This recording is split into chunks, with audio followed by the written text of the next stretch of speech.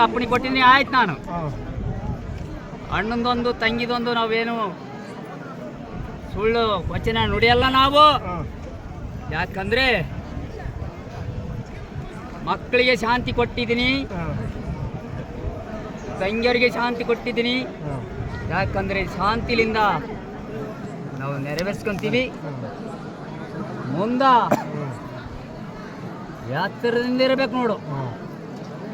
ಯಾಕಂದ್ರೆ ಆಗೋದು ಬರ್ತೈತೆ, ಆಗ್ಲಾರ್ದು ಬರ್ತೈತೆ.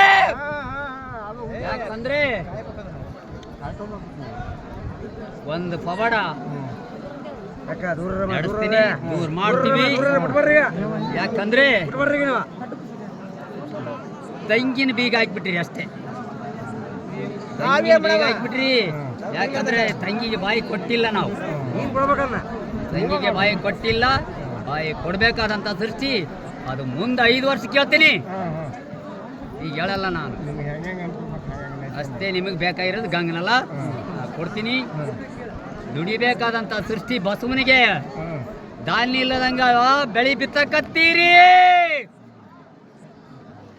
ನೀವು ನೋಡೋದು ಮೇಲೆ ಬಸವ ನೋಡೋದು ಭೂತಾಯಿನ ಬರೀ ಏನಪ್ಪ ನಿಮ್ಮದು.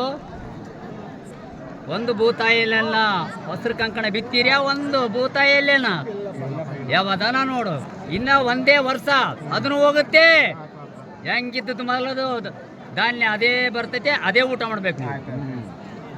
3 ಧಾನ್ಯ ಹೋಗ್ಯಾವ, ಕರೆ ಧಾನ್ಯ ಹೋತು, ಬೆಳೆ ಧಾನ್ಯ ಹೋತು, ಕೆಂಪು ಧಾನ್ಯಕ್ಕೆ ನಿಂತಿರಲ್ಲ.